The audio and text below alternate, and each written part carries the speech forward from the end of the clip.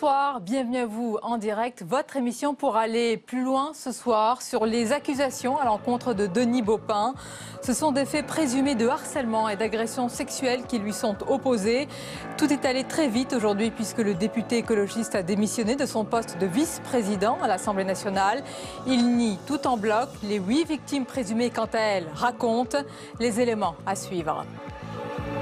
La majorité dans tous ces États, les débats ont repris ce lundi au Parlement dans un climat électrique autour du projet de loi travail. La menace d'un recours au 49.3 met la gauche sous tension et sous pression. Le gouvernement veut encore croire à un compromis. Est-il impossible? Le débat tout à l'heure. En ce 9 mai, journée de l'Europe, on pose cette question ce soir. Va-t-on vers un réarmement de l'Europe? Les dépenses militaires explosent, notamment à l'Ouest. Un véritable tournant stratégique face aux velléités russes.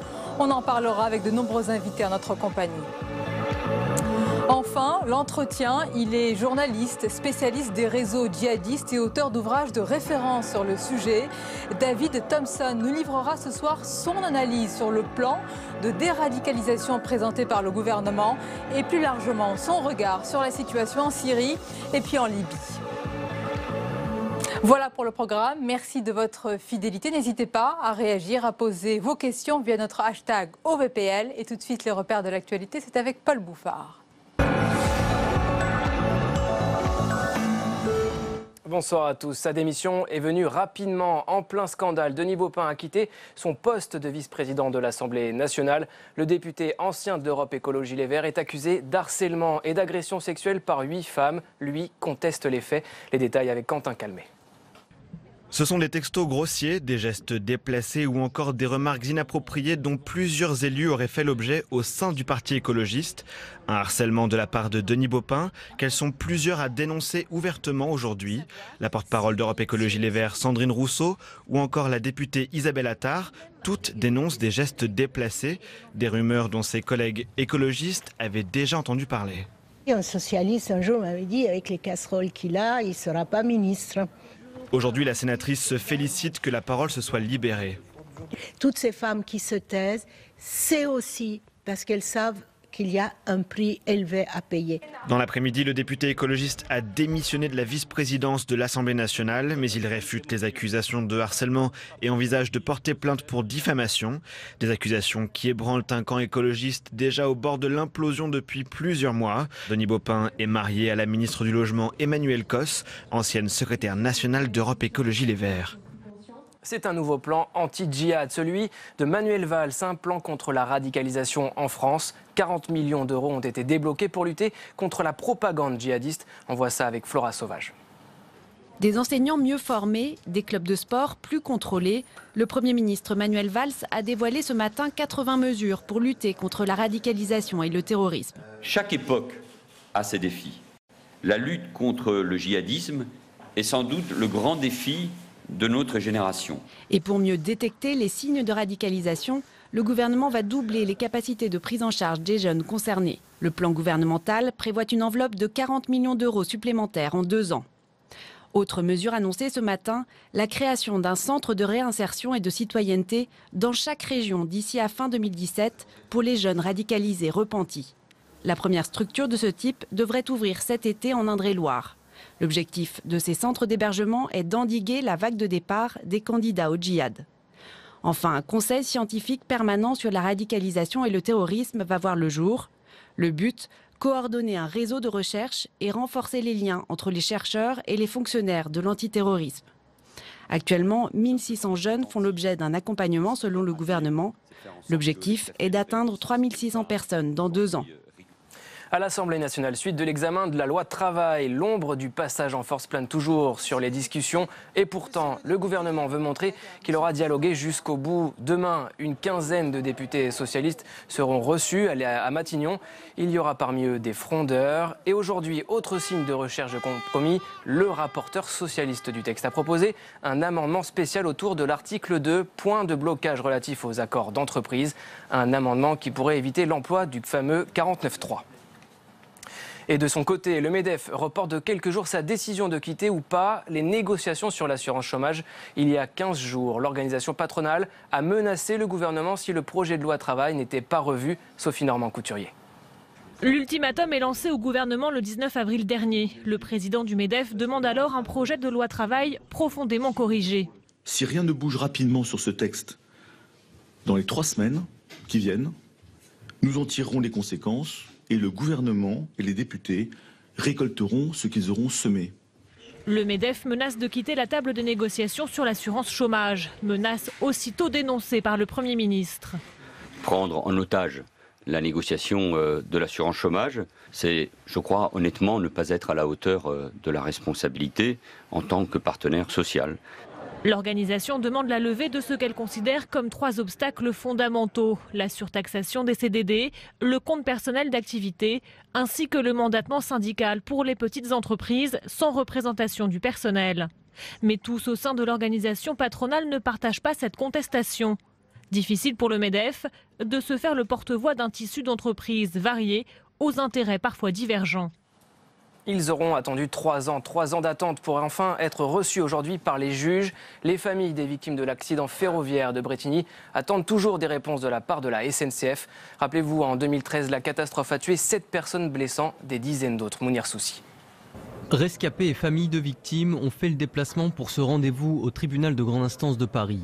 Pour la première fois, les 3 juges d'instruction ont directement communiqué sur l'enquête avec les premiers concernés. Une rencontre très attendue, mais les réponses des magistrats n'ont pas donné satisfaction. Quelques dizaines d'avocats, quelques dizaines de victimes. L'intention était très louable. On a donné des informations, mais le résultat est un peu décevant parce que ce qui a été dit, les avocats le savaient déjà. Et ce que les victimes voulaient entendre, sans doute elles ne l'ont pas entendu. Et savoir quelles défaillances sont à l'origine du déraillement. La SNCF et Réseau Ferré de France ont été mis en examen, mais pour l'instant, aucune personne physique n'est poursuivie par la justice. Seuls 3 cheminots sont placés sous le statut de témoin assisté. Les premiers éléments de l'enquête mettent l'accent sur des défauts de maintenance et d'entretien des voies. Les victimes et leurs proches devront attendre le procès pour avoir plus de réponses. Et on revient maintenant sur l'actualité de l'exécutif français. Un exécutif malmené à 1 an de la présidentielle. Loi travail, contestation de la rue, contestation au cœur même de sa majorité. On en parle avec Sonia et ses invités.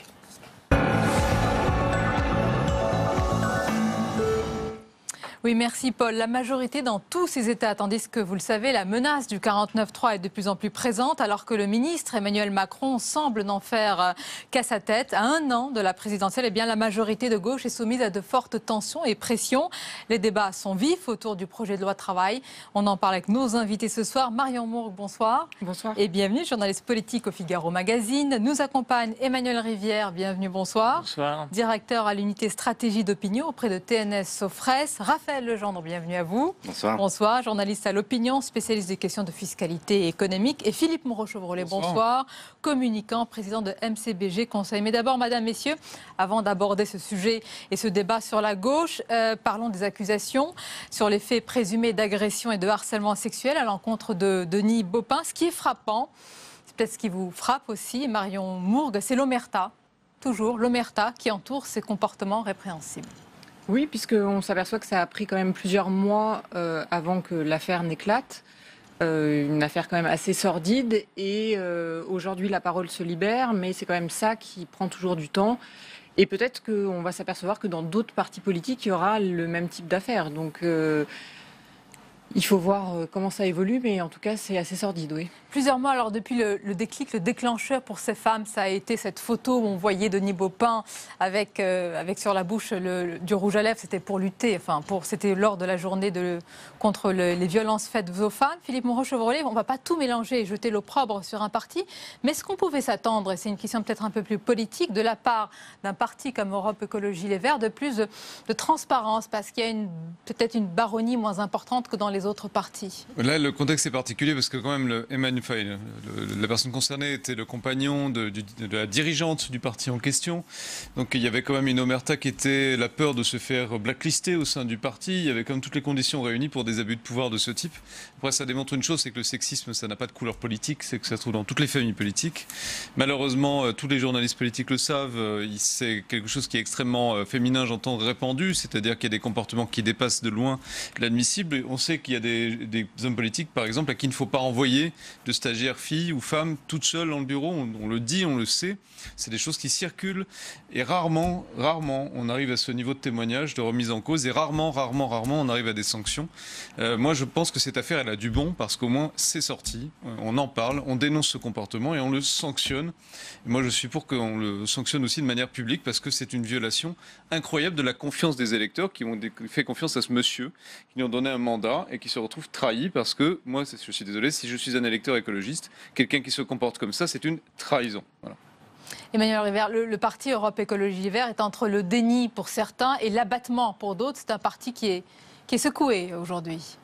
Oui, je pense qu'il n'avait pas besoin de ça. Après, comme le rappelait Philippe, c'est probablement pas l'apanage de ce parti, mais c'est vrai que c'est très étonnant qu'on constate au sein de ce parti-là ce phénomène qui crée la récurrence de certains comportements d'une étrange tolérance. On travaille beaucoup sur la question du harcèlement et du harcèlement sexuel dans le cadre professionnel et à travers différentes enquêtes.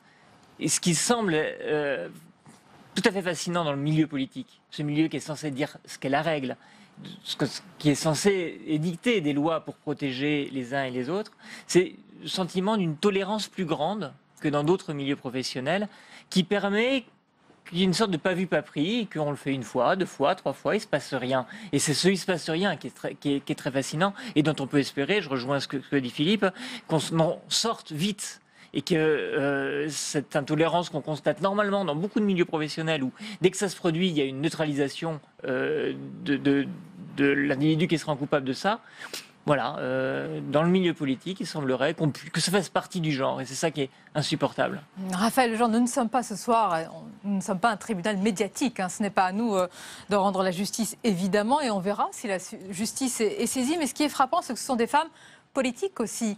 C'est pas anodin de faire le geste de venir devant une caméra et de le dire. Ça peut avoir des conséquences sur la suite de leur carrière et beaucoup de commentaires. C'est un geste d'autant plus difficile qu'elles sont femmes politiques. C'est évidemment difficile pour toutes les femmes, mais ça ajoute peut-être un élément supplémentaire. Il faut surtout espérer que ça change les comportements à l'avenir au sein de la classe politique, que certains hommes d'une certaine génération qui croient que tout leur est permis ne puissent plus penser qu'ils peuvent avoir tous les comportements qu'ils veulent comme ça, de manière, en toute impunité. Ça n'est plus possible. Donc il faut espérer que ça libère la parole, que ça mette en garde de futures pratiques, d'autres qui peuvent avoir des comportements similaires.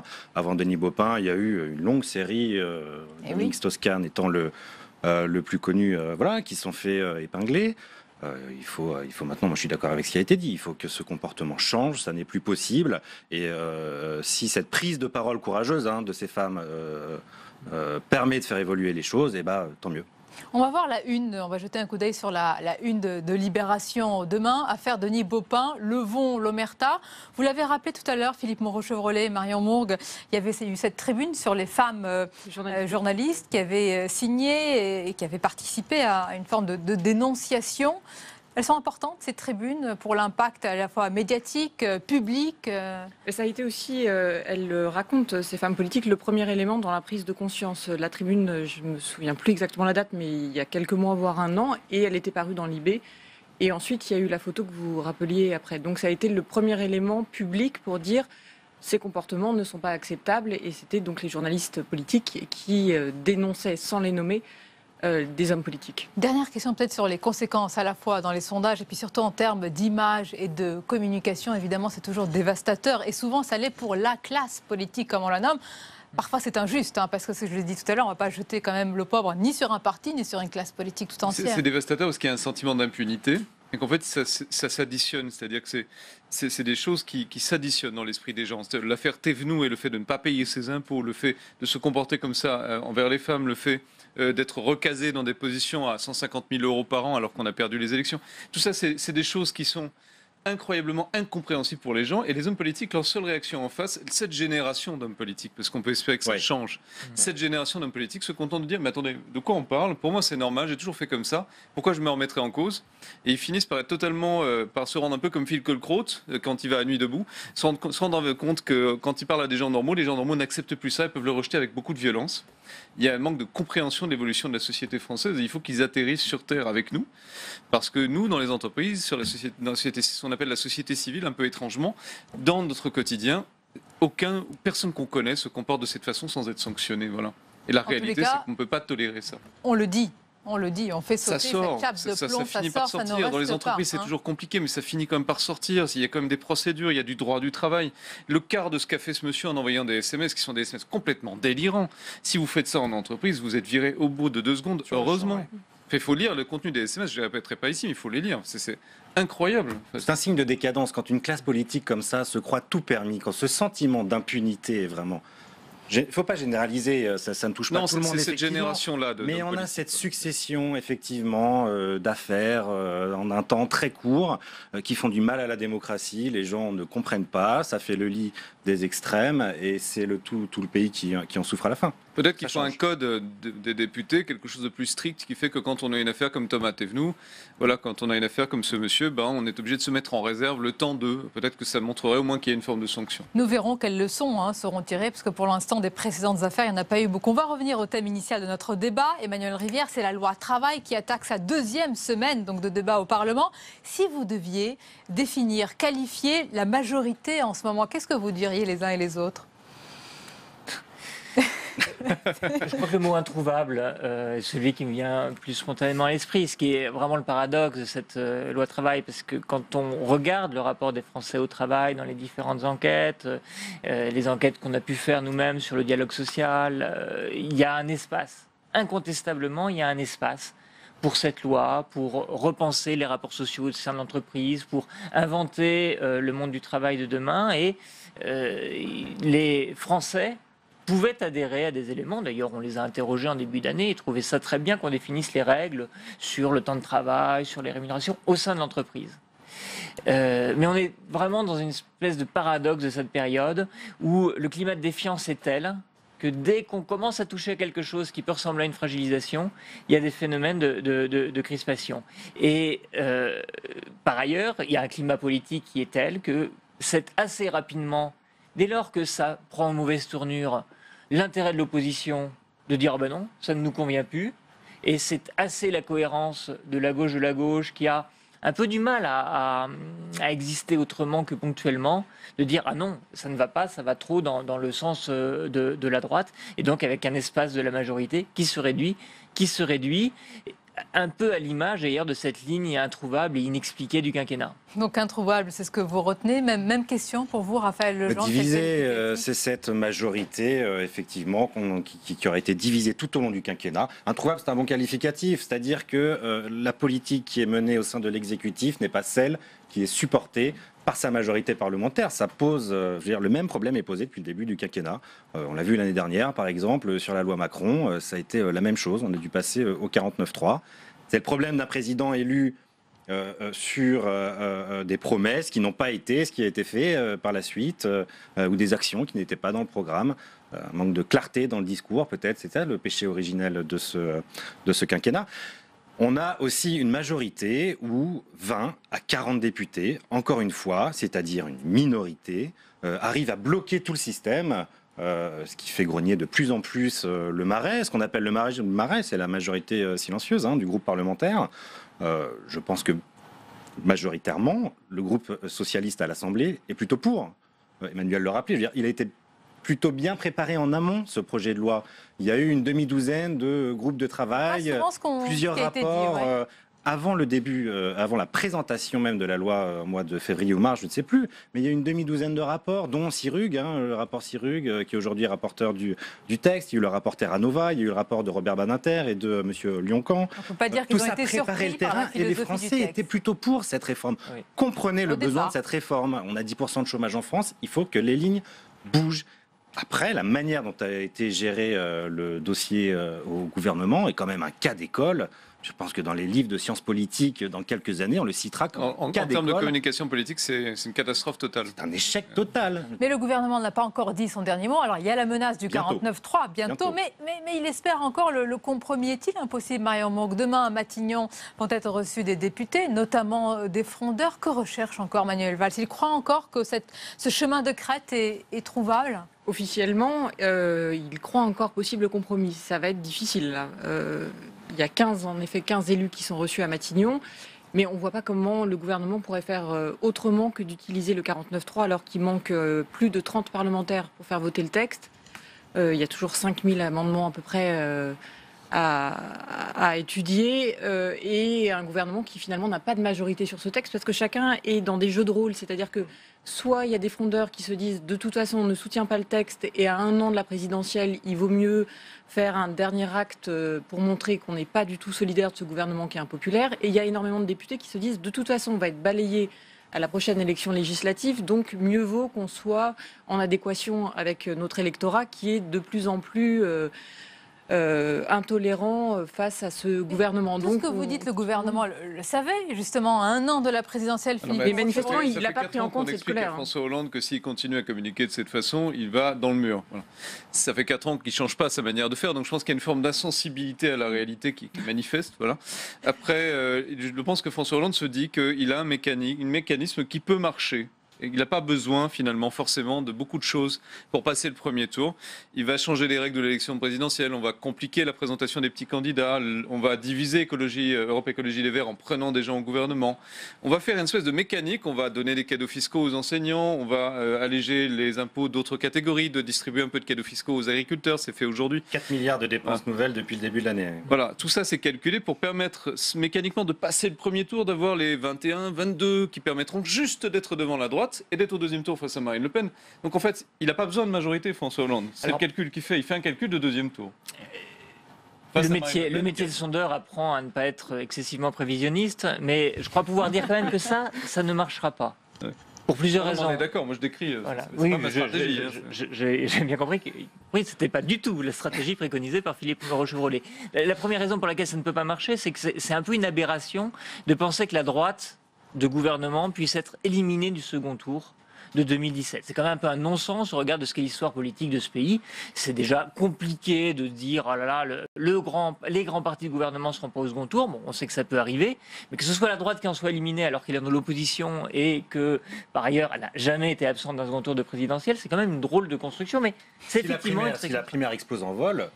Oui, et un petit peu le cas en ce moment, c'est pas une hypothèse. Mais en même temps, on a 3 candidats. Gagner une primaire, c'est quand même être en bonne posture pour se présenter à la présidentielle qui vient derrière. Et le deuxième point, c'est que voilà, c'est cette lisibilité qui va manquer, mais c'est effectivement une sorte de péché originel.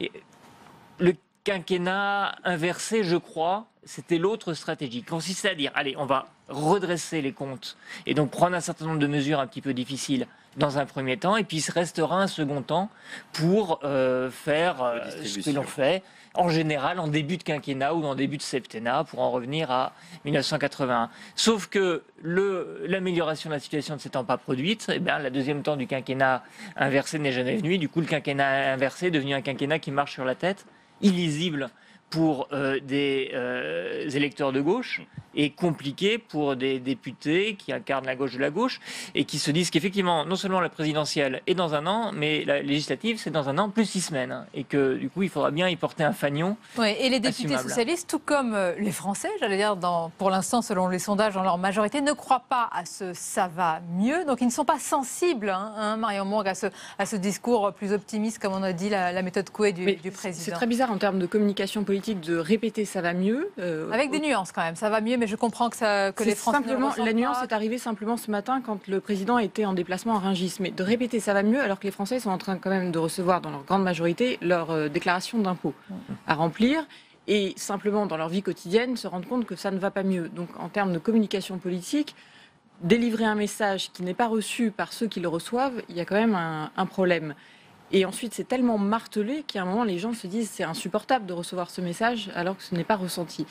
Donc là, François Hollande l'a un peu senti ce matin en nuançant à Rungis, mais je ne suis pas sûre que ce soit efficace. Mais parce que c'est une communication d'indicateurs, c'est-à-dire qu'il se dit il y a un indicateur qui va mieux, un autre indicateur qui va mieux, donc je vais faire un message ça va mieux. En oubliant le ressenti. Oui, et ça va. Il y a même des éditorialistes libéraux qui sont d'accord avec lui, qui disent le matin, alors que d'habitude ils tapent sur Hollande, disent oui c'est vrai, certains indicateurs vont mieux, sauf que la population ne peut pas recevoir ça parce qu'elle ne regarde pas les indicateurs, elle regarde son pouvoir d'achat, elle regarde sa situation quotidienne. C'est très très bizarre comme mode de communication. Il y a l'aspect économique, social et puis l'aspect politique. Vous avez beaucoup de réactions réaction sur les réseaux sociaux, sur l'aspect même démocratique, Raphaël Legendre, parce que les Français sont très sensibles à cet arme constitutionnelle qui est le 49.3. Ça sera une deuxième fois, une dernière fois, une seconde fois, s'il est utilisé. Oui, absolument. Ça ne reste pas ça élimine le débat démocratique. Ça prive les représentants du peuple de tout débat démocratique. C'est très clair. C'est très clair. Alors que François Hollande insistait, je crois que c'était la semaine dernière, dans son discours de président-candidat, sur le terme compromis. Donc c'est J'allais vous poser. Il a fait même l'éloge du compromis à la Fondation Jean Jaurès. Qu'est-ce qu'il reste, justement, l'éloge du compromis? Si vous deviez faire un bilan de ces 4 années, on ne va pas tout jeter, Philippe Moreau-Chevrolet. Il y a eu quelques lois. La loi Sapin, où il y a eu quand même un compromis, mais est-ce que François Hollande peut se targuer en fait d'avoir réussi ce compromis aujourd'hui, à un moment ou à un autre? En fait, il a pas compris, je pense, ce qui était attendu de lui. On attendait des gestes importants, rapides, et pas forcément des compromis ni de la synthèse. On attendait des décisions. Meilleur exemple de ça, c'est quand même le mariage pour tous, où il est tombé dans une panade. Il a mis des mois à s'en sortir, alors que la décision était simple. Et il attendait de faire pour le coup un compromis, une sorte de synthèse entre la liberté de conscience qu'il voulait laisser aux maires et la nécessité de satisfaire sa majorité. Au fait, c'est exactement ce qui se produit là. Personne n'est content parce que personne ne comprend la politique. Oui, bien sûr. Ce que dit Gaspard Proust. Il n'y a pas de cap, clairement. Il n'y a pas de cap, il n'y a pas de ligne directrice. Le compromis à la François Hollande, c'est effectivement la synthèse, c'est-à-dire une sorte de yo-yo, des zigs, des zags, beaucoup de triangulation. Quand le gouvernement présente le projet de loi de travail, c'est un projet de loi de droite, très clairement. Et les parlementaires de droite étaient prêts à le signer. Et comme à chaque fois, il aurait ensuite ramené le texte par coup d'amendements, à la fois parlementaires qu'il aurait laissé passer et d'amendements gouvernementaux. Mais il aurait gauchisé le texte pour ensuite rassembler sa majorité derrière. Sauf que cette communication-là, cette stratégie politique, elle n'est pas comprise, je pense, par les électeurs, non, on l'a déjà vu. Elle ne fonctionne pas auprès des parlementaires. Culture politique, parce que ça ferait de François Hollande un excellent président d'une démocratie parlementaire ou d'une monarchie parlementaire à la Scandinave ou de l'Europe du Nord, où effectivement c'est le talent d'arriver à constituer des majorités qui ne sont pas obsédées par un clivage entre la gauche et la droite, mais effectivement ça ne fonctionne pas dans notre culture. Nous sommes en monarchie présidentielle. Et qu'on est une sorte de monarchie élective avec une espèce de mythologie du grand soir. Et effectivement, le grand soir n'est pas venu au moment où on l'attendait. Nous aurons l'occasion d'en reparler et voir si cette menace du 49.3 sera appliquée. Merci pour ce débat, cette analyse. Restez avec nous. C'est l'heure de notre édito écho ce soir. Et l'édito, c'est avec Jean-Louis Gombaud.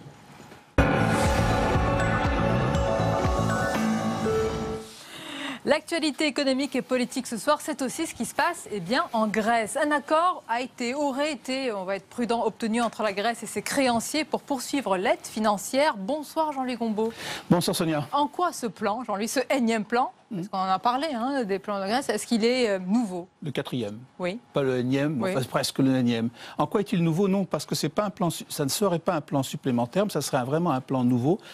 Pas seulement simplement un étalement de la dette, mais un allègement de la dette. Pour la première fois, d'ailleurs, M. Dijsselbloem a laissé entendre cet après-midi qu'ils allaient parler de ça, ce que leur demandent les Grecs depuis longtemps. Rappelez-nous juste sa fonction. Il était président de l'Eurogroupe. Voilà. C'est le président de l'Eurogroupe, c'est-à-dire les 19 ministres de l'Euro qui sont réunis cet après-midi et qui ont laissé entrevoir la possibilité de parler à la fin mai de cette affaire d'allègement. Donc on n'y est pas encore, mais le mot, si vous voulez, est lâché. Parce que qu'est-ce qui se passe? Vous parliez du énième plan. En réalité, donc, c'est le 4e, ça serait le 4e, et depuis 2012, et en tout, 300 milliards d'euros quand même qui ont été balancés dans l'affaire. Quant aux Grecs, ils ont fait une succession de plans d'austérité.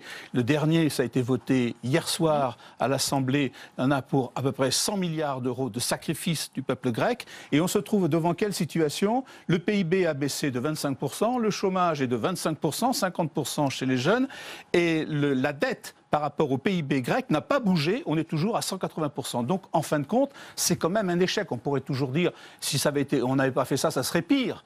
Mais on ne peut pas dire, en tout cas pour les Grecs, que ça va mieux, contrairement à ce qu'on peut peut-être raconter chez nous. On ne le ferait pas dire en grec, mais on ne le ferait pas dire en grec, exactement. Alors, ce qui fait que, devant cette situation, on voit le Fonds monétaire international lui-même, Madame Lagarde, dans le Financial Times vendredi, a dit « Écoutez, si ça continue comme ça, moi, je ne remets plus d'argent dans cette affaire.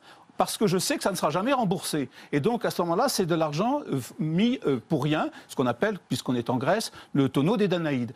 Dimanche, donc, ils ont voté un nouveau plan d'austérité, 5 milliards, ce qui leur assure de pouvoir payer l'échéance de juin de 3 milliards d'euros qu'ils doivent à la Banque Centrale Européenne. Mais le problème qui se pose, c'est et après ? Qu'est-ce qui se passe après? C'est-à-dire qu'on n'a toujours pas de croissance et donc on ne va pas continuer comme ça longtemps. D'où cette idée d'allègement de la dette, ce que demandent les Grecs depuis longtemps. Alors le problème, ça pose une série de questions. Par exemple, ça pose une question entre les pays d'Europe. C'est-à-dire, est-ce que les 19 vont être d'accord? Et même pas seulement les 19, mais au sein même, par exemple, de l'Allemagne, puisque M. Gabriel a dit, le ministre de l'économie allemand a dit « Ah, il faudrait songer à un allègement parce que ça commence à devenir un peu lourd », mais Schäuble a dit « Il n'en est pas question ». Donc déjà, on a un certain nombre. Ensuite, comment ça va être présenté, cette histoire? Vous parliez de communication juste à l'instant. Est-ce que l'Europe va dire, oui, effectivement, on s'est trompé? Parce qu'effectivement, on a imposé à ces gens. Donc, ils ne vont pas dire on s'est trompé, ils vont dire si on ne l'avait pas fait, ça serait plus grave, etc. Mais enfin, c'est quand même une situation d'échec. Ensuite, il y a un problème d'exemplarité. Que vont dire les Espagnols et les Portugais? On va dire, attendez, moi aussi, j'ai des problèmes assez graves. Il faudrait peut-être songer à alléger ma propre dette. Donc, ça va poser un certain nombre d'autres problèmes. Et puis, des problèmes également financiers. Par exemple, la France a mis 40 milliards d'euros dans cette histoire. Quand vous dites effacement de la dette, vous dites effacement. Ce n'est pas simplement un jeu d'écriture. Donc, ça veut dire quand même qu'il y a avoir un problème budgétaire.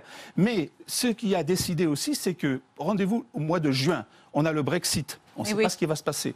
On a les élections législatives espagnoles. On ne sait pas ce qui va se passer. Pour la Grèce, on ne sait plus très bien ce qui va se passer. Puis l'affaire des migrants. Donc, on risque de passer, je dirais, du tonneau des Danaïdes au tombeau des Danaïdes. Merci Jean-Luc Gombaud pour votre analyse. Il est 22h30 passé tout de suite. C'est le journal avec Paul Bouffard.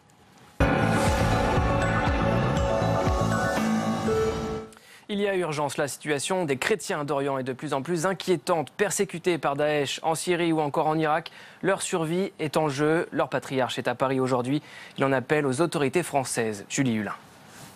Le cardinal Béchara Boutros-Ghali reçu par Gérard Larcher au Sénat cet après-midi pour évoquer la situation dramatique des chrétiens d'Orient. Ils sont catholiques, orthodoxes ou protestants. Ils vivent en Syrie, au Liban, en Irak ou encore en Palestine. Leur présence au Moyen-Orient se fait de plus en plus rare. En cause, une situation qui se détériore dans de nombreux pays. En Irak, chassés, tués depuis l'arrivée de Daesh à Mossoul il y a 2 ans. En Syrie, près de 40% des chrétiens ont déjà quitté le pays depuis le début du conflit, forcés de quitter leur maison pour fuir la mort, les enlèvements ou les tentatives de conversion forcée. Face à ces drames humains, le cardinal en appelle à la communauté internationale.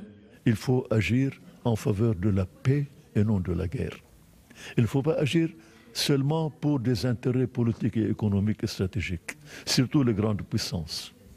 Il faut travailler pour la paix, pour la famille humaine, parce que autrement, c'est la menace de la paix dans le monde entier. Le terrorisme, aujourd'hui, n'a plus de frontières. Le cardinal qui a également évoqué la situation instable du Liban où les réfugiés syriens et irakiens représentent aujourd'hui près de la moitié de la population. Il y aurait une logique de suspicion envers les étrangers en France. C'est ce que souligne le défenseur des droits dans son dernier rapport. Jacques Toubon dénonce des différences de traitement réservées aux étrangers. Les détails de ce rapport avec Sandra Cerquera.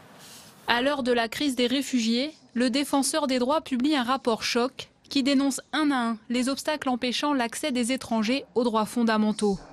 C'est ce que Jacques Toubon appelle la logique de suspicion. 3 points ont retenu son attention. Le premier, il y a atteinte aux droits dans la délivrance des papiers par les préfectures. Exemple mentionné dans le rapport, les cartes de résident d'une durée de 10 ans, garantie de l'accès au logement et à l'emploi, sont délivrées au compte-gouttes, au profit de cartes de séjour d'1 an ou de simple autorisation de 6 mois. Deuxième sujet évoqué, le sort réservé aux étrangers malades, avec des obstacles de plus en plus fréquents à l'admission au séjour pour soins. On voit une plus grande complexité qui est là, beaucoup plus de demandes de papiers, alors qui n'ont pas prévu par la loi, qui sont demandées aux personnes étrangères. Enfin, est dénoncé le traitement des mineurs étrangers. Ils sont de plus en plus nombreux à être placés en centre de rétention avec le reste de leur famille. Une pratique un temps proscrite au motif qu'un enfant ne peut être privé de liberté à cause du statut ou des agissements de ses parents. Et puis demain, mardi 10 mai, se tiendra la 11e journée nationale de la commémoration de l'abolition de l'esclavage. Vous pourrez suivre notre émission spéciale en partenariat avec France O, en direct du Jardin du Luxembourg dès 10h30 et en présence du président de la République, François Hollande. On passe maintenant à notre second débat ce soir. Que se passe-t-il en Europe? Les dépenses militaires augmentent, les tensions sur ses flancs est et sud se renforcent. On en parle avec Sonia et ses invités.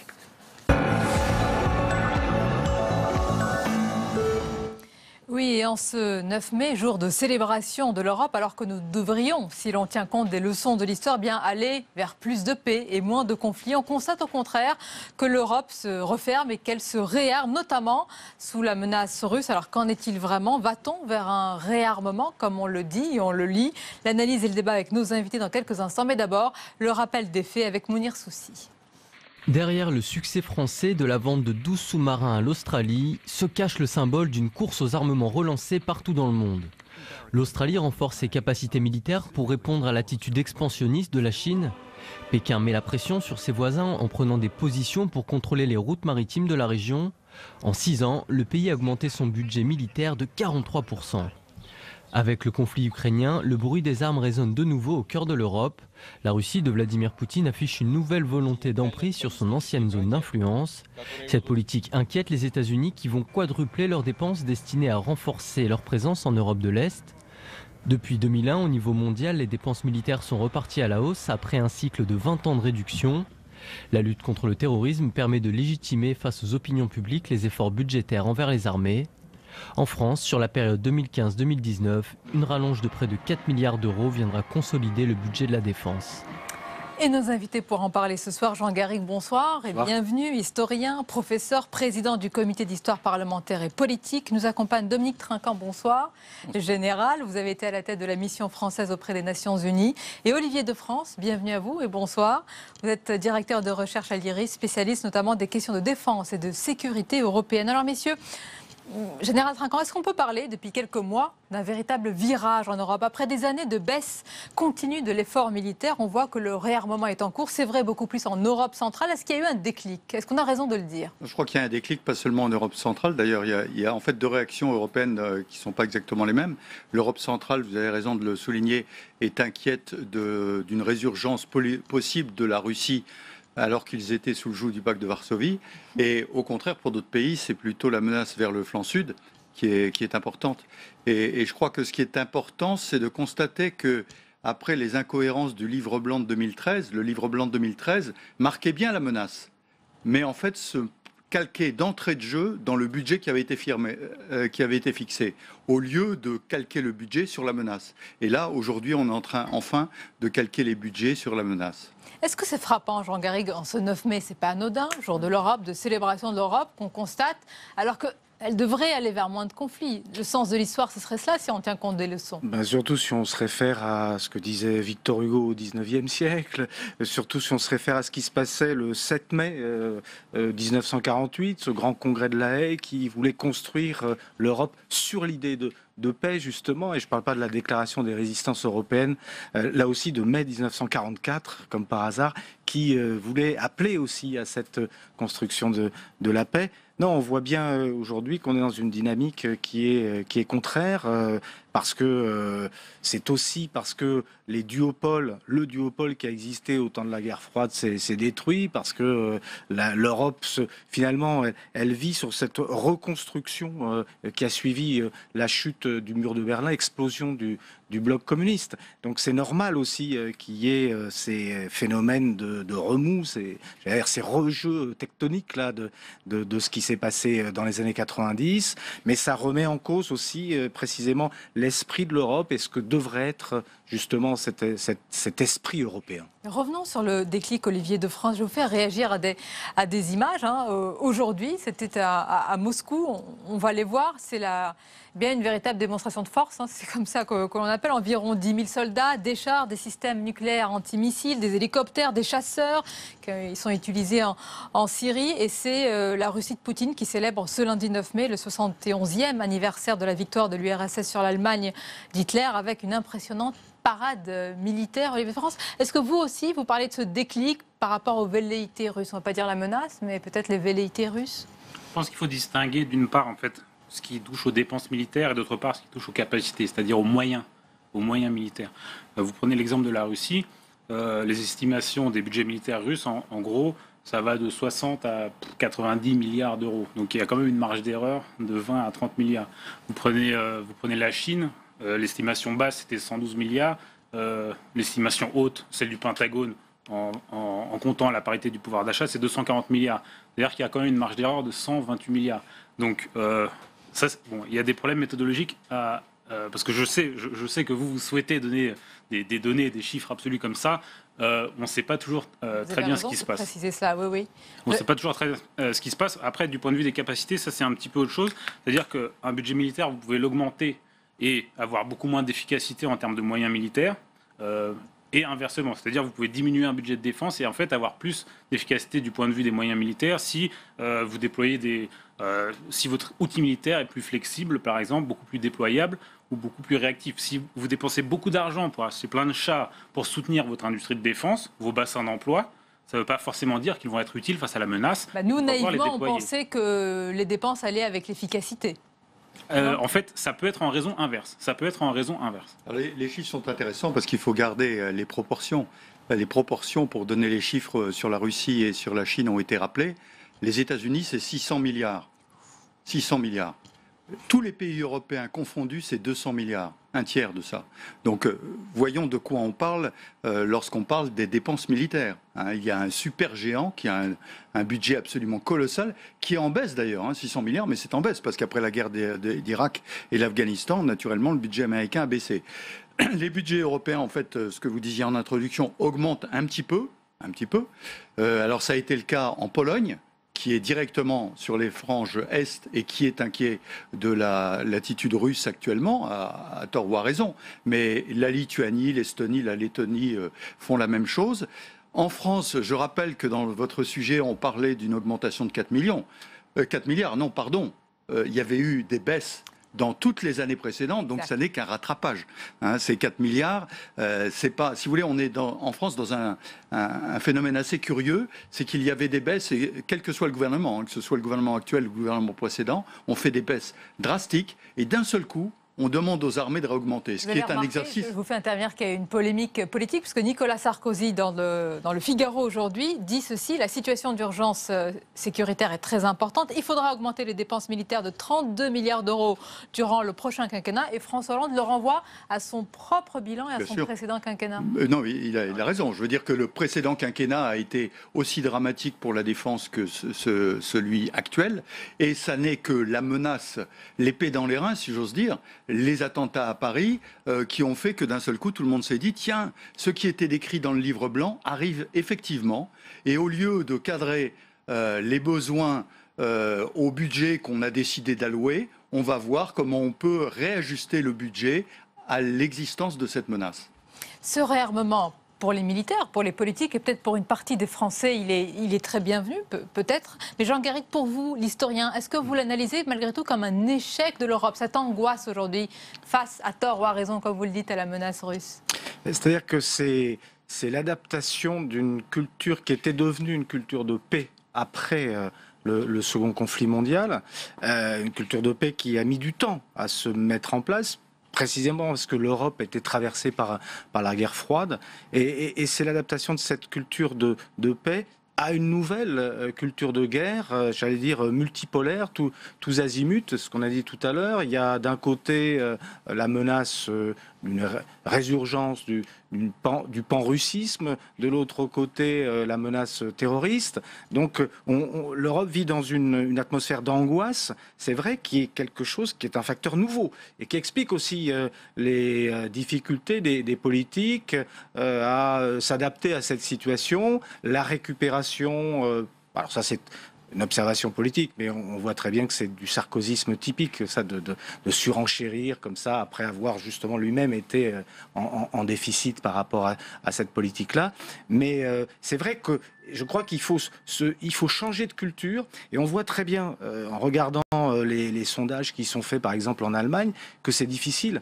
que la population allemande, elle est hostile par exemple, à ce qu'on remette un service militaire, à ce qu'on réarme, à ce qu'on remette des bases de plus en plus nombreuses. Non, tout ça va prendre du temps. En fonction des opinions publiques européennes, on n'a pas le même sentiment, parce qu'en France, après les attentats, il y a eu un véritable élan.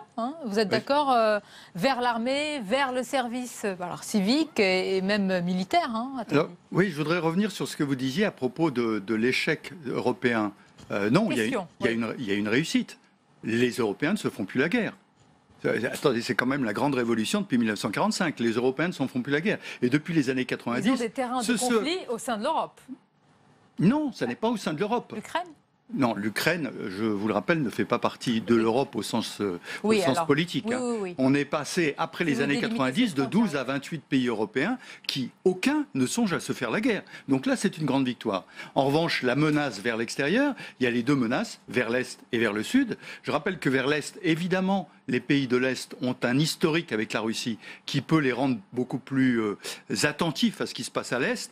Et puis, ils sont beaucoup aiguillonnés, si j'ose dire, par le grand frère américain, et en particulier Sakur, il n'y a pas très longtemps, qui n'arrêtait pas de dire que la menace était à l'Est. Mais je crois que pour beaucoup d'autres pays, la menace, elle est plutôt au Sud. L'Ukraine a quand même un lien très fort avec l'Europe. Non, mais je ne dis pas qu'elle n'a pas un lien très fort. Mais personne ne peut penser aujourd'hui que la Russie va envahir l'Ukraine.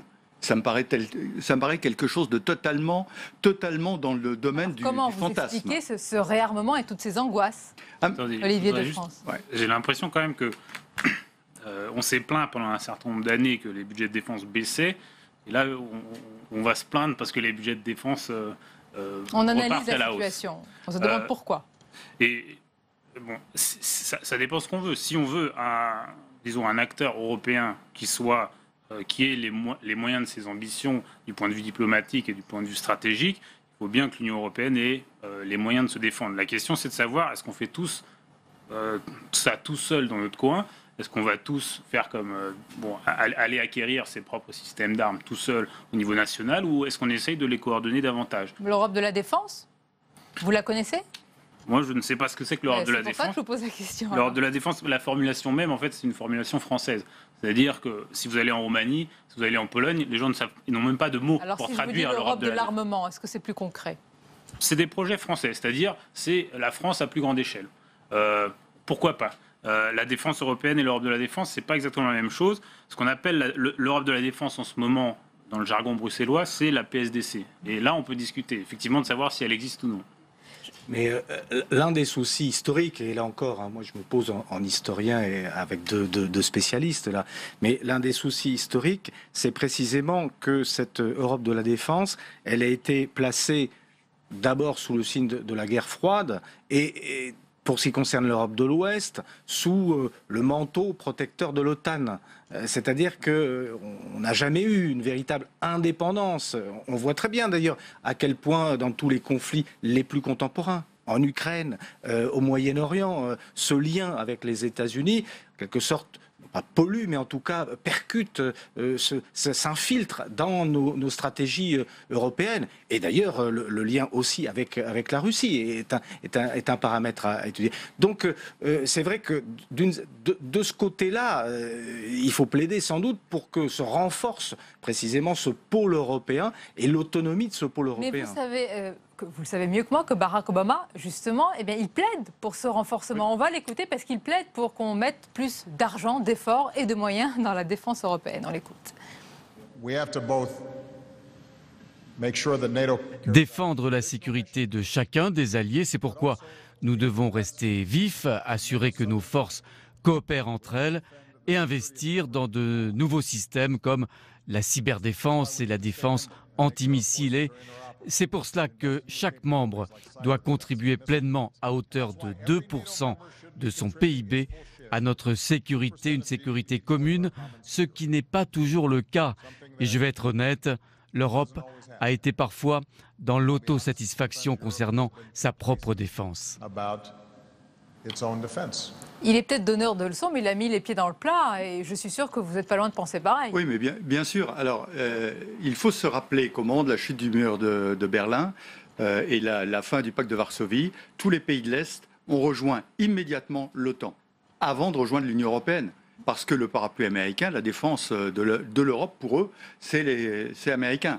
À l'intérieur de l'Europe, en plus, tout le monde n'est pas d'accord. Les Britanniques veulent absolument brider la défense européenne parce qu'ils pensent que c'est à l'OTAN de jouer ce rôle-là.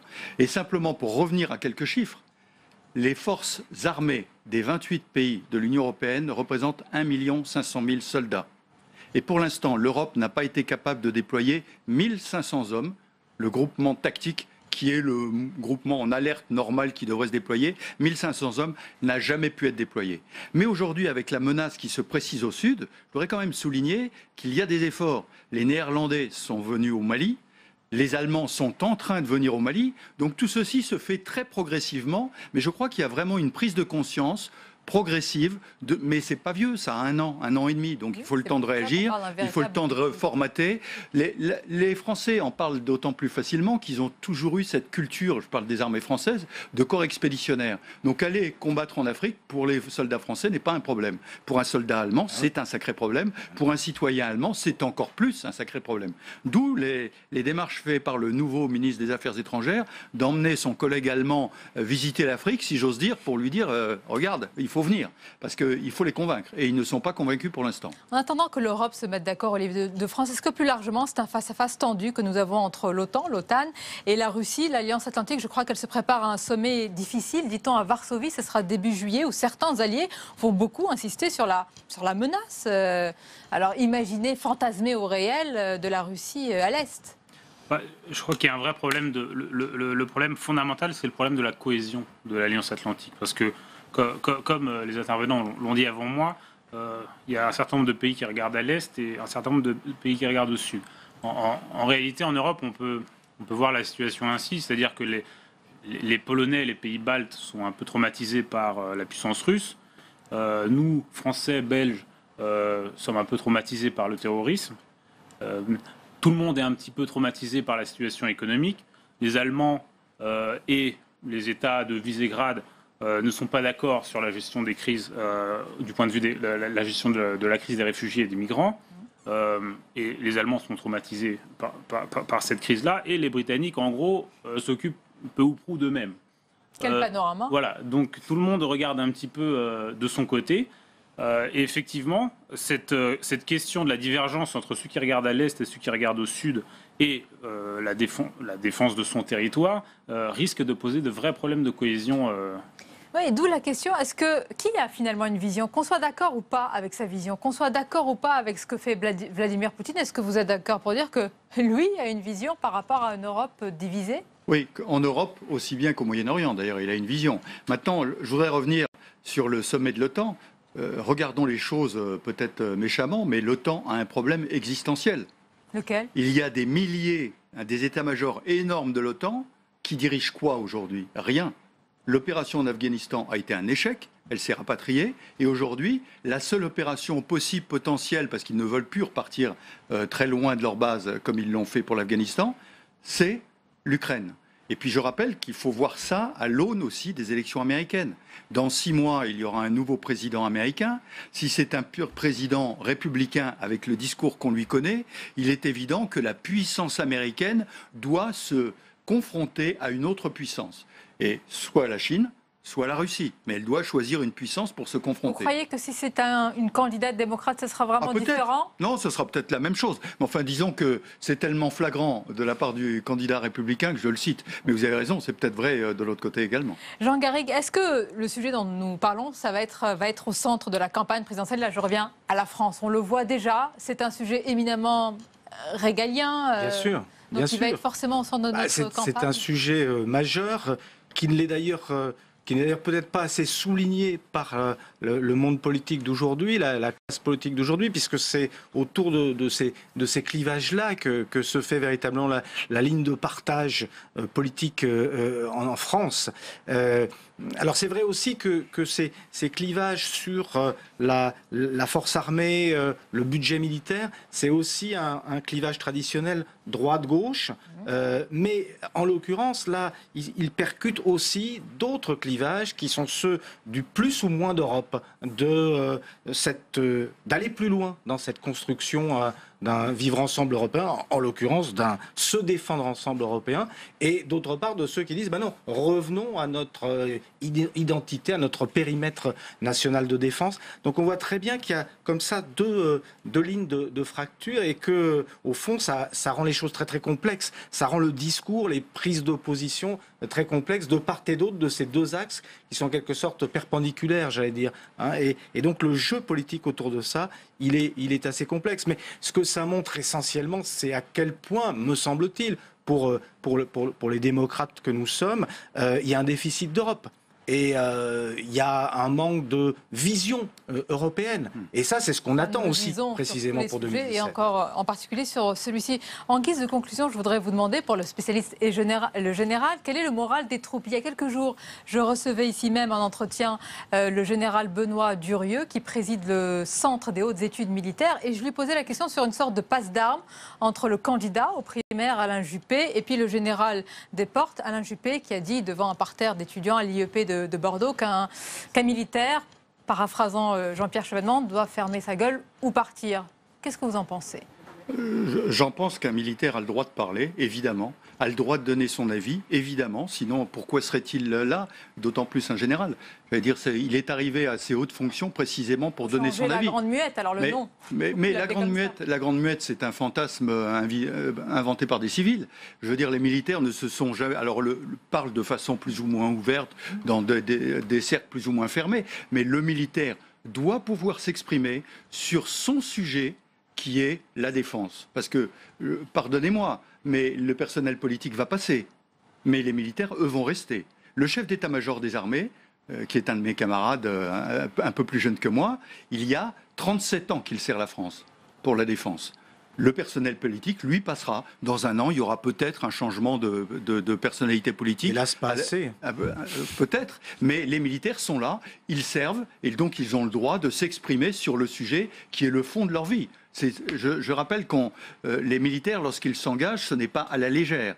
Ils n'y passent pas 2 ans, puis repartent, puis font autre chose. Ils y passent pour leur vie. Ils se consacrent à la défense de la France, et donc il est normal qu'ils puissent s'exprimer là-dessus. Eh bien, c'est clair. Olivier de France, en un mot, est-ce qu'en France, c'est particulier, la relation militaire est très haut gradée et le pouvoir politique a une véritable proximité, contrairement à d'autres pays, peut-être? C'est-à-dire qu'en France, le système est extrêmement vertical. C'est une armée exécutive, c'est une armée verticale, ce qui n'est le cas presque nulle part ailleurs en Europe et pratiquement dans le monde, effectivement. Merci, messieurs, en tous les cas, pour ce débat et cette analyse. Tout autre chose à présent, et c'est l'heure, vous le savez, du micro trop tard d'Alex Darmon, qui est allé sonder bien les intentions de certains parlementaires, sénateurs, à propos d'Emmanuel Macron. Suivez le guide, on regarde.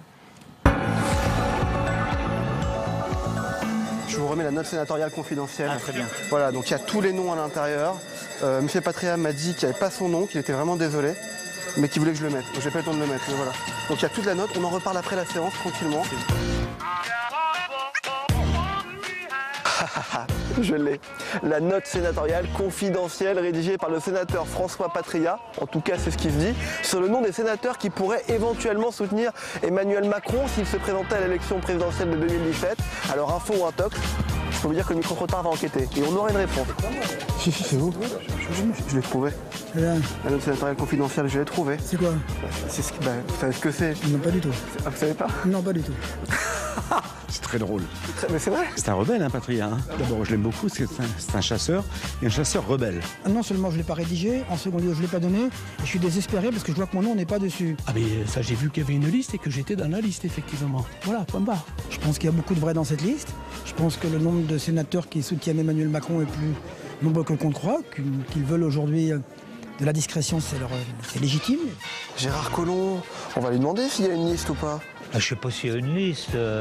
Il y a beaucoup de gens qui sont derrière Emmanuel Macron, donc voilà, il n'y a rien de secret dans tout ça. Mais non, ils ont dû m'oublier. Ah, parce que vous le soutenez. S'il se présente à l'élection présidentielle. Oh là là! En tout cas, moi, je n'ai comme rien communiqué à personne, mais j'affirme ici, devant vous et devant vos téléspectateurs, que ce n'est pas moi qui ai délivré ce document. Il me faut juste ma pochette en fait quand même pour que je puisse continuer. C'est pas de l'intox, c'est vraiment... Je n'ai pas encore lu votre pochette, j'ai pas eu le temps, j'ai eu une question et je refile plutôt, comme vous voyez, elle est dans mon truc, donc je vais la lire. Mais je vais venir à la FinTech vous voir tout à l'heure. Hein. Ah bah très bien. Bon bah direction la FinTech, hein, là où le ministre de l'économie doit s'exprimer devant les patrons. Je suis crevé là. Il faut que je récupère ma liste quand même. J'ai vu parce que vous avez fait une liste impressionnante. Mais oui, c'est ça, je l'ai fait la liste. Alors, François Patria, je l'ai rajouté sur la liste. Cette liste, elle m'est sympathique. Alors, elle peut être prise de deux façons. Soit c'est un espoir, etc. Soit vous me dites, il y a quand même 321 sénateurs, ça fait pas beaucoup. J'ai pas eu cette note, moi. Vous me l'avez remise vous, parce que après, je me méfie toujours de ce que la presse dit. Mais par contre, en 1 heure de temps, vous m'avez rajouté 2 noms. Donc, ce que je vous propose, je vous donne rendez-vous la semaine prochaine. D'accord. Et vous faites à peu près la même productivité horaire. Donc normalement, vous avez ramassé la moitié du Sénat. Et ça veut dire que je viendrai en 2017 alors? Ça veut dire que je veux que vous continuiez à travailler. D'accord. En marche. En riant. Il faut toujours sourire. Merci Monsieur Macron. Merci à vous. Bon Merci courage. d'être venu. Voilà pour cette parenthèse. Avec le sourire, il est 23h, tout de suite le journal de Paul Bouffard. Des accusations de harcèlement sexuel ont poussé Denis Baupin à démissionner de son poste de vice-président de l'Assemblée nationale. 8 femmes de son ancien parti l'accusent. Il conteste ces faits et menace de porter plainte. Quentin Calmet. Ce sont des textos grossiers, des gestes déplacés ou encore des remarques inappropriées dont plusieurs élus auraient fait l'objet au sein du parti écologiste. Un harcèlement de la part de Denis Baupin, qu'elles sont plusieurs à dénoncer ouvertement aujourd'hui. La porte-parole d'Europe Écologie Les Verts, Sandrine Rousseau, ou encore la députée Isabelle Attard, toutes dénoncent des gestes déplacés, des rumeurs dont ses collègues écologistes avaient déjà entendu parler. Un socialiste un jour m'avait dit avec les casseroles qu'il a, il ne sera pas ministre. Aujourd'hui, la sénatrice se félicite que la parole se soit libérée. Toutes ces femmes qui se taisent, c'est aussi parce qu'elles savent qu'il y a un prix élevé à payer. Dans l'après-midi, le député écologiste a démissionné de la vice-présidence de l'Assemblée nationale, mais il réfute les accusations de harcèlement et envisage de porter plainte pour diffamation. Des accusations qui ébranlent un camp écologiste déjà au bord de l'implosion depuis plusieurs mois. Denis Baupin est marié à la ministre du Logement Emmanuelle Cos, ancienne secrétaire nationale d'Europe Écologie Les Verts. Ralentissement de procédure. La justice annule les auditions de Nicolas Sarkozy et de son avocat mis en examen en juillet 2014 pour des soupçons de corruption d'un magistrat. C'était en marge de l'affaire Bettencourt. L'ancien chef de l'État pourrait ne pas être jugé avant les primaires de la droite pour 2017. Nicolas Sarkozy s'est dit ce soir satisfait de cette décision. C'est un plan de lutte contre la radicalisation et le djihadisme. Manuel Valls l'a dévoilé tout à l'heure. 40 millions d'euros y seront consacrés. Une des priorités, l'ouverture de centres de déradicalisation sur le territoire français. On voit ça avec Flora Sauvage. Des enseignants mieux formés, des clubs de sport plus contrôlés. Le Premier ministre Manuel Valls a dévoilé ce matin 80 mesures pour lutter contre la radicalisation et le terrorisme. Chaque époque a ses défis. La lutte contre le djihadisme est sans doute le grand défi de notre génération. Et pour mieux détecter les signes de radicalisation, le gouvernement va doubler les capacités de prise en charge des jeunes concernés. Le plan gouvernemental prévoit une enveloppe de 40 millions d'euros supplémentaires en 2 ans. Autre mesure annoncée ce matin, la création d'un centre de réinsertion et de citoyenneté dans chaque région d'ici à fin 2017 pour les jeunes radicalisés repentis. La première structure de ce type devrait ouvrir cet été en Indre-et-Loire. L'objectif de ces centres d'hébergement est d'endiguer la vague de départ des candidats au djihad. Enfin, un conseil scientifique permanent sur la radicalisation et le terrorisme va voir le jour. Le but, coordonner un réseau de recherche et renforcer les liens entre les chercheurs et les fonctionnaires de l'antiterrorisme. Actuellement, 1600 jeunes font l'objet d'un accompagnement selon le gouvernement. L'objectif est d'atteindre 3600 personnes dans 2 ans. Dans l'actualité parlementaire, demain, une quinzaine de députés socialistes seront reçus par Matignon, avec parmi eux des frondeurs, signe que le gouvernement tente de trouver un compromis sur la question de la réforme du travail. L'utilisation du 49.3, l'utilisation du passage en force n'est toujours pas écartée. Autre signe de dialogue aujourd'hui dans l'hémicycle, le rapporteur socialiste du texte a proposé un amendement spécial autour de l'article 2, point de blocage relatif aux accords d'entreprise. Selon lui, cet amendement serait un moyen d'éviter ce fameux 49.3.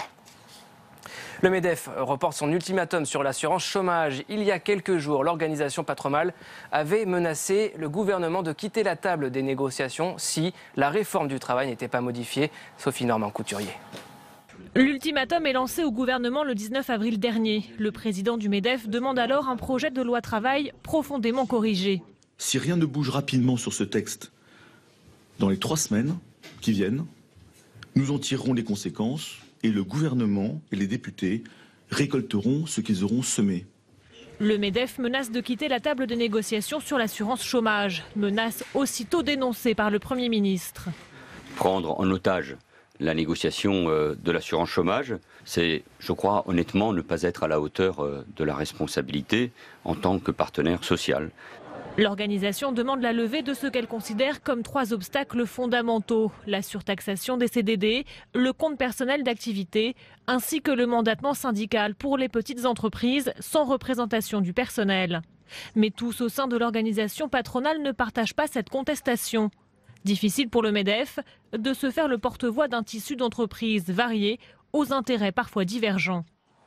3 ans après la catastrophe ferroviaire de Brétigny, les familles des victimes ont été reçues par les juges. Elles attendent toujours des réponses de la part de la SNCF. En 2013, le déraillement du train a tué 7 personnes et blessé des dizaines d'autres. Mounir Soussi. Rescapés et familles de victimes ont fait le déplacement pour ce rendez-vous au tribunal de grande instance de Paris. Pour la première fois, les 3 juges d'instruction ont directement communiqué sur l'enquête avec les premiers concernés. Une rencontre très attendue, mais les réponses des magistrats n'ont pas donné satisfaction. Quelques dizaines d'avocats, quelques dizaines de victimes. L'intention était très louable. On a donné des informations, mais le résultat est un peu décevant parce que ce qui a été dit, les avocats le savaient déjà. Et ce que les victimes voulaient entendre, sans doute, elles ne l'ont pas entendu. Et savoir quelles défaillances sont à l'origine du déraillement.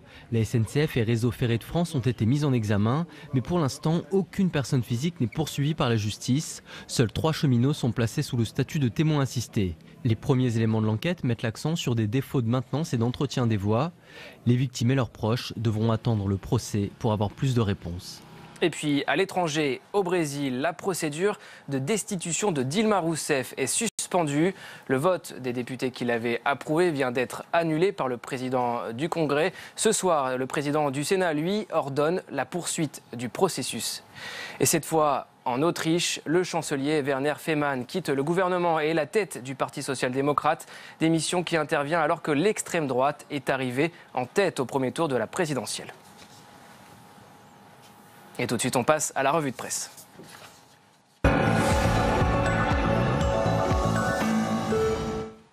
Et on découvre ensemble les unes de vos quotidiens. Paul, avec d'abord Libération. Vous en parliez tout à l'heure. Libé titre, l'affaire Denis Baupin, levons l'omerta. Un appel est lancé dans le journal par des femmes, des élus, des militantes, des responsables de tous bords. Il faudra prendre à bras-le-corps le sujet du harcèlement sexuel en politique. Un appel aussi pour soutenir celles qui accusent depuis aujourd'hui le député Denis Baupin. Le silence brisé, c'est le titre de l'édito à ce sujet dans La Croix. Florence Couret souligne que la parole se libère dans les entreprises, dans l'Église, dans l'éducation nationale et finalement aussi dans le monde de la politique. Autre information en une de La Croix, le privé, bon élève en matière de mixité sociale. Les établissements privés, les collèges notamment, sont globalement plus mélangés entre guillemets, selon La Croix. Le journal rappelle que les établissements publics, eux, sont soumis à une sectorisation. On découvre la une des Échos à présent. Cette information, l'exécutif français pourrait baisser le taux d'impôt sur les sociétés. Les Échos nous révèlent ce que prépare le gouvernement. Le ministre des Finances, Michel Sapin, serait favorable à cette baisse. Bercy voudrait privilégier l'attractivité et le soutien aux PME. Une fois n'est pas coutume, on termine avec la Gazette des communes. Gros plan sur la santé dans les collectivités. La Gazette revient cette semaine sur un défi pour les communes, départements ou encore régions. La lutte contre les déserts médicaux, le manque de médecins dans les campagnes. À lire donc de nouvelles pistes pour réduire ce phénomène. Merci beaucoup Paul. À demain. Avec plaisir. Tout de suite, c'est l'entretien pour aller plus loin.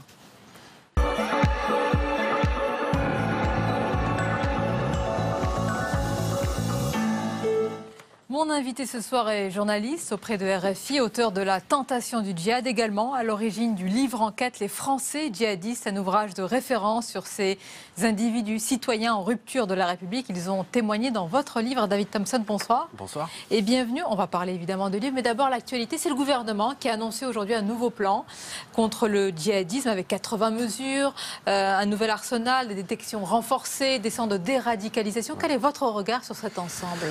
Bon, la plupart ces mesures, c'est un package de mesures qui avait déjà plus ou moins été annoncé dans le passé, mais ce qu'on peut reconnaître au gouvernement, c'est en tout cas la volonté au moins de faire des efforts et de tenter des expériences. Là, on est après une période de sidération, la prise de conscience des autorités face à la réalité, l'ampleur de ce phénomène, c'est le printemps 2014, et à partir de là, il y a tout un tas d'expérimentations qui ont été faites sur tous les aspects du phénomène, notamment sur la question carcérale, puisqu'aujourd'hui on est dans une phase de retour. Beaucoup de jeunes qui sont partis là-bas sont des déçus du djihad, pas forcément des repentis. Du coup, la question, c'est qu'est-ce qu'on fait avec ces gens-là? Donc, pour l'instant, la réponse, c'est la prison.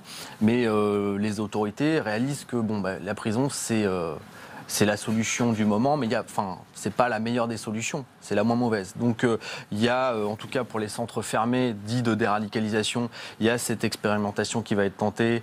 Alors il y a des choses qui peuvent faire un peu sourire, comme le lever des couleurs le matin, mais en tout cas c'est une alternative à la prison, donc il va falloir attendre de voir, parce que pour l'instant, c'est un projet, donc on ne sait pas du tout ce que c'est. Un projet, certains dénoncent déjà son caractère fourre-tout. Est-ce que ce sont des outils, un pack qui peut être adapté à des profils qui sont quand même différents? C'est toute la question. Puis la seconde question, sans doute la plus importante, c'est qui va être chargé d'animer ces centres? Qui va former les gens qui seront dans ces centres?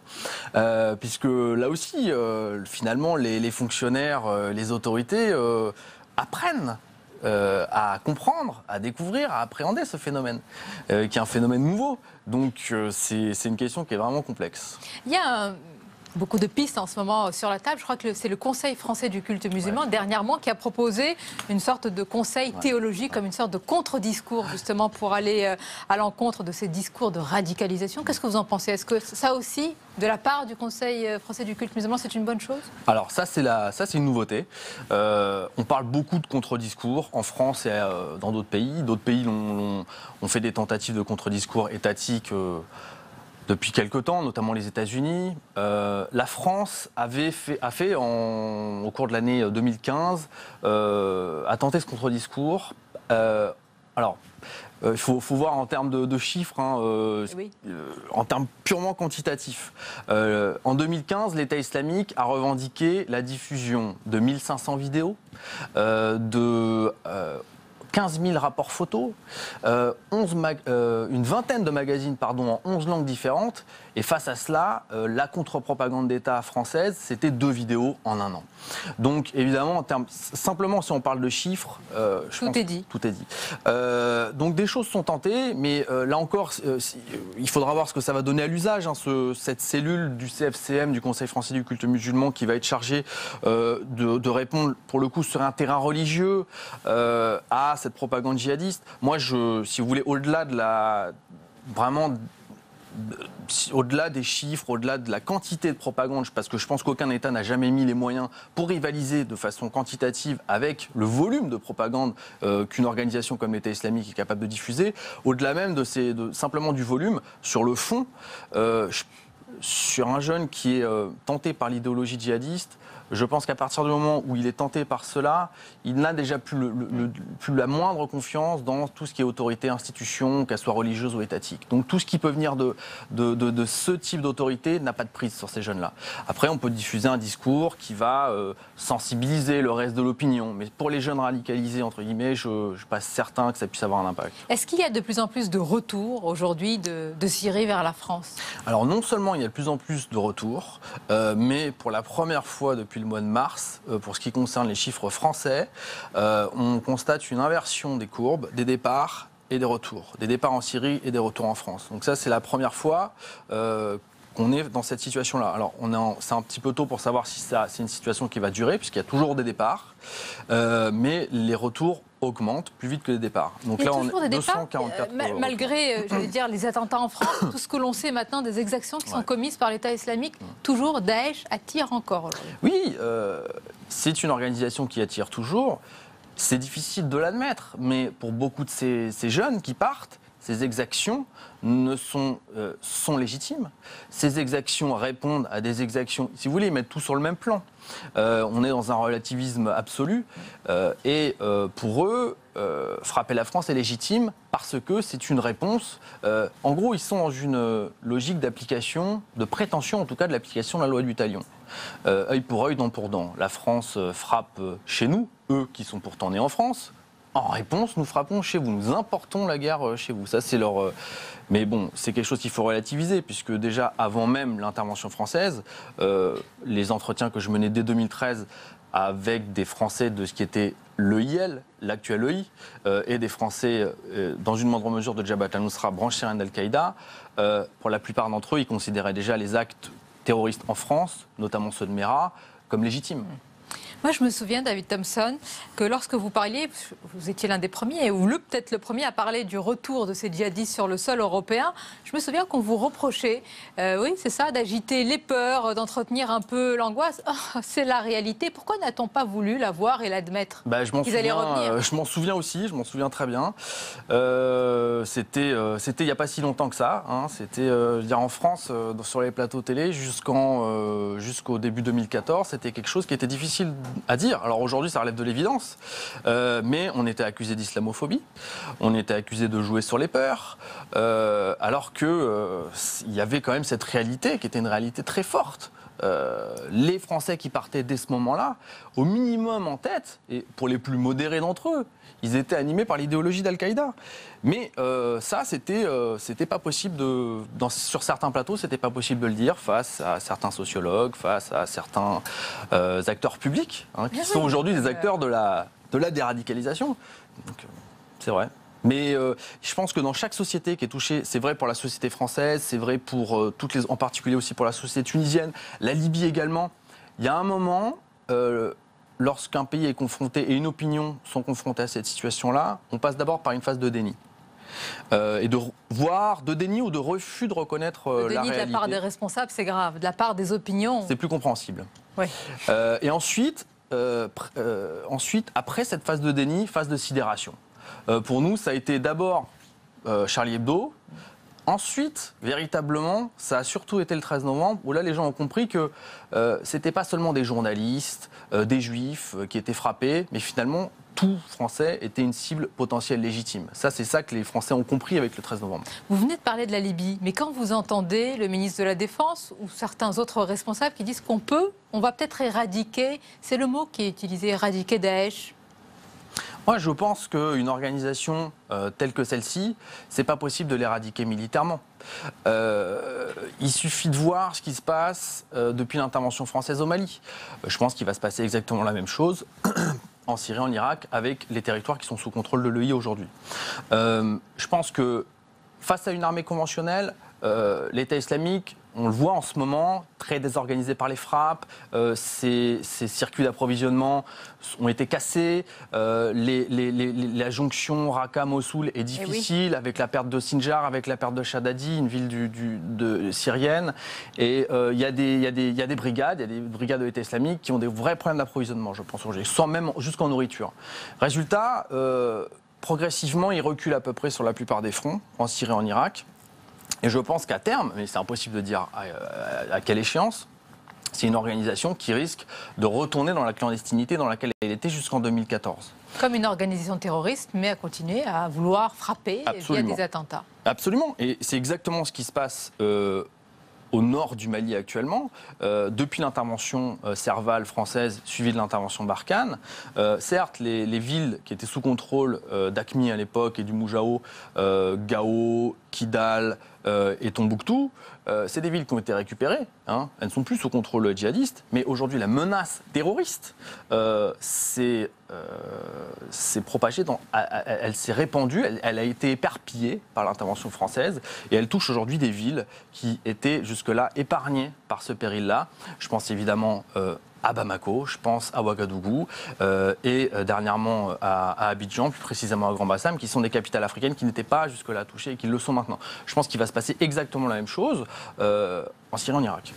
Il y a le péril aussi sur le sol méditerranéen que vous connaissez bien. Vous avez couvert pour France 24, vous étiez en Tunisie. Vous avez alors travaillé sur le mouvement tunisien Ansar al-Sharia. Qu'est-ce que vous pensez de ce qui se prépare en Libye? Quand on interroge les militaires officieusement, on nous dit c'est en train de se préparer. Peut-être avec encore la Russie, maître du jeu, appuyée par des forces égyptiennes. Quand on interroge les politiques, encore officieusement, on dit mais absolument pas, nous sommes échaudés par l'intervention de 2011.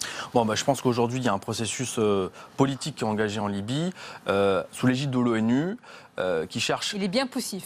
Il est bien poussif parce qu'il y a des résistances très fortes du côté des deux gouvernements qui se font la guerre depuis l'été 2014, à savoir le gouvernement qui est une alliance très hétéroclite de Tripoli et celui dit de Tobrouk de l'Est qui est tout aussi hétéroclite. Depuis, on va dire, la fin 2014, début 2015, il y a un acteur nouveau qui s'est immiscé dans ce jeu libyen, qui est l'État islamique et qui contrôle fermement l'ancien bastion kadhafiste, la ville de Sirte, et qui en a fait un pôle d'attraction pour les combattants régionaux extrêmement puissant, c'est-à-dire qu'on voit un afflux de combattants subsahariens principalement. Jusqu'à ce qu'il y ait une sorte de vase communicant entre la Syrie et la Libye, non, on n'imagine pas que ce soit aussi facile. C'est pourtant le cas dans une moindre mesure, en tout cas pour ce qui est de la haute hiérarchie de l'organisation, puisque le 13 novembre dernier, alors il n'y a pas du tout de coïncidence des dates, mais le 13 novembre, l'émir de toutes les provinces libyennes de l'État islamique a été, entre guillemets, droné, enfin tué par une frappe de drone américaine. Il s'agissait d'Abou Nabil al-Ambari. Ce personnage, c'était quelqu'un qui était l'envoyé spécial direct d'Abou Bakr al-Baghdadi, le chef de l'organisation djihadiste, qui était l'ancien commandant militaire de l'EI dans la région en Irak, que ce soit à Ramadi, dans l'Anbar. Donc c'est quelqu'un qui a fait ses preuves, c'est quelqu'un qui est en prison avec Baghdadi dans les prisons américaines, le fameux camp Bouka, la prison d'Abu Ghraib. Donc c'est quelqu'un qui a été envoyé de là-bas pour la Libye.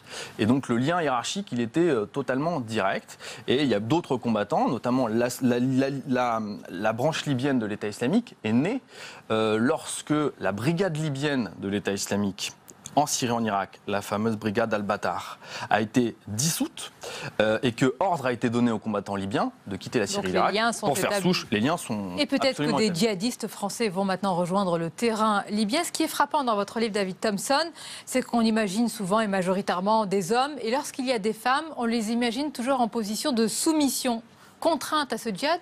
On s'en rend compte que pas du tout, et souvent dans le couple, elles vont peut-être même, elles, pousser aux attentats. Absolument.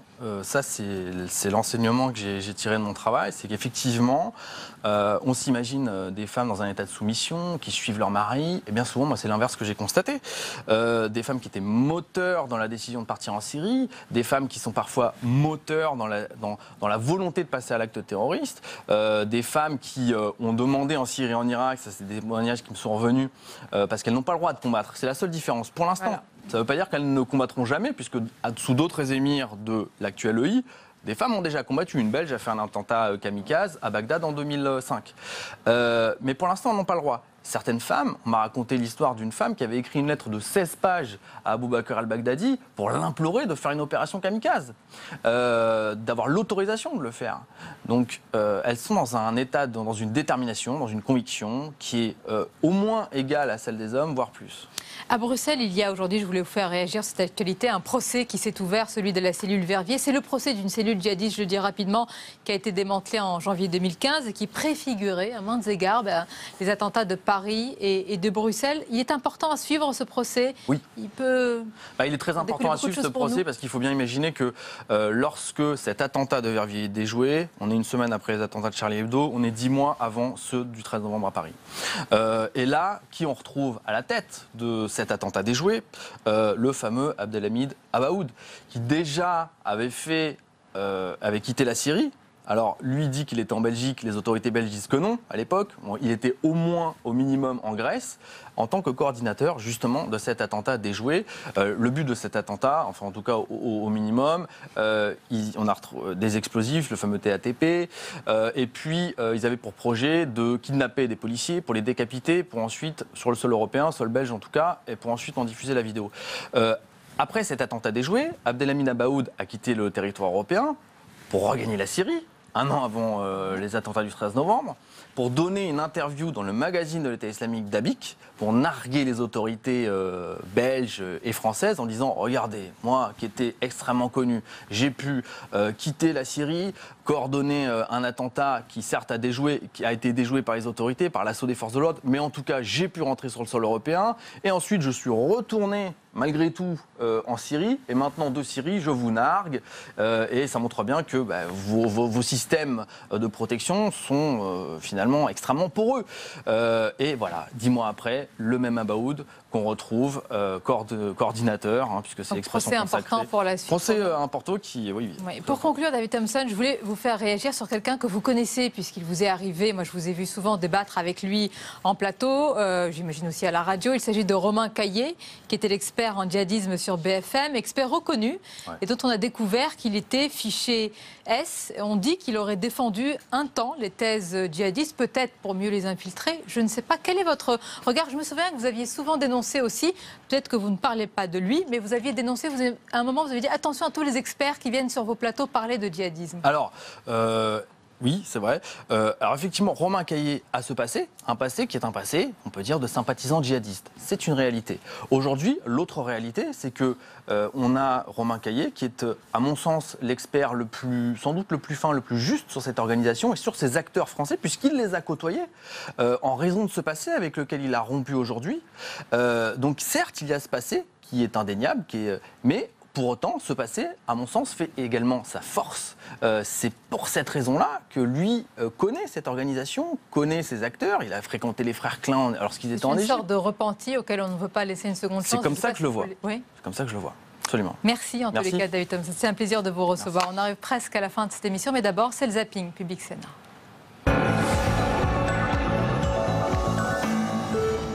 Est-ce que nous sommes capables de mettre en cause nos principes, celui de l'égalité, ou certaines de nos libertés, par exemple, à travers l'état d'urgence, ou est-ce que nous pensons que la meilleure arme des démocraties, dans le contexte d'aujourd'hui, devant l'afflux des étrangers, des réfugiés, devant le péril terroriste, est-ce que la meilleure arme de la démocratie, ce ne sont pas et les libertés et l'égalité pour tous ?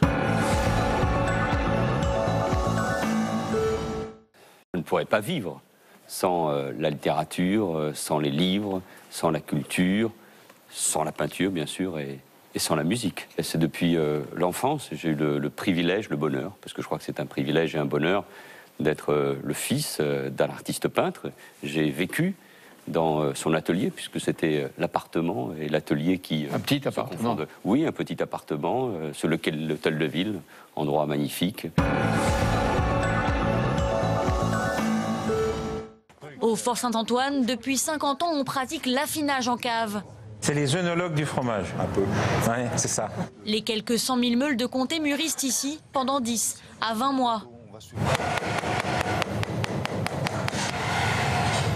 Simplement jusqu'au bout. Alors, il ne faut pas du tout regarder ça comme un fromage qui est mûr. Ça a combien de temps l'affinage, ça ? Ça, c'est un fromage qui a 6 mois. Et vous savez quel est le producteur de lait ? Et je connais l'ensemble des producteurs de lait. L'appellation comté, une filière gage de qualité qui garantit un revenu décent aux producteurs. Une filière défendue par Jean-François Longeau au Sénat. Quand on parle du comté, on sait d'où il vient. Et ça nous identifie à ce département. Ça nous identifie à cette ruralité. Et ça nous montre tout le savoir-faire du monde agricole. Vous me faites penser à Astérix, monsieur Longeau. D'abord, votre moustache très belle, très bien taillée. Puis surtout, vous venez d'un petit village, Ornans, dont vous avez été maire, près de 4000 habitants. Et surtout, vous êtes libre et irréductible selon vos collègues. Il paraît que vous vous fichez des étiquettes politiques. Ce qui compte pour vous, c'est la compétence et l'intérêt général, c'est vrai ? Oui, c'est vrai. Et puis vous avez une potion particulière aussi. Ça aussi, c'est vrai. Elle donne beaucoup de force. C'est pas la même, mais on était là au moment où vous la préparez. Regardez. Que t'as pas fait le rituel à tes copains sénateurs? Non, pas encore. Oui, c'est une potion différente, mais elle donne beaucoup de force. Vous l'avez pas fait encore le rituel aux sénateurs, mais peut-être que vous devriez le faire à vos collègues députés. Ça les aidera peut-être à voter la loi travail plus facilement, l'absente, non? Oui, peut-être, oui, ça leur donnera peut-être un peu de bon sens. On a vu le scandale des Panama Papers, on a vu la pétition menée par la journaliste Élise Lucet, et pour autant, les choses ne bougent pas. Et la mienne de pétition, vous savez, nous avons 530 000 signatures pour une pétition qui dit fini le secret fiscal, fini le verrou de Bercy, et le temps de l'impunité des banques et des intermédiaires est terminé. ça va changer par l'opinion publique. Si vous voulez, le fait qu'on a pu nommer Jean-Claude Juncker à la tête de la Commission, c'est un aveuglement incroyable. Aujourd'hui, avec LuxLeaks sur la table, avec les Panama Papers, nous avons devant nous le tableau du 1% les plus riches. On les voit. Et on voit qu'il y a une capture de nos richesses sans redistribution. Et que entre l'import de gaz de schiste, la capture par quelques-uns de la richesse mondiale, c'est sûr que nous ne pourrons pas continuer.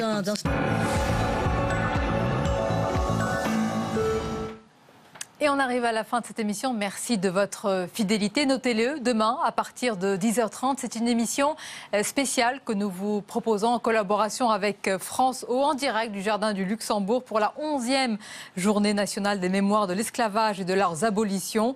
François Hollande présidera la cérémonie. Et quant à moi, je vous retrouverai bien sûr, comme tous les soirs, à 22h pour aller plus loin. Belle et douce fin de soirée en notre compagnie.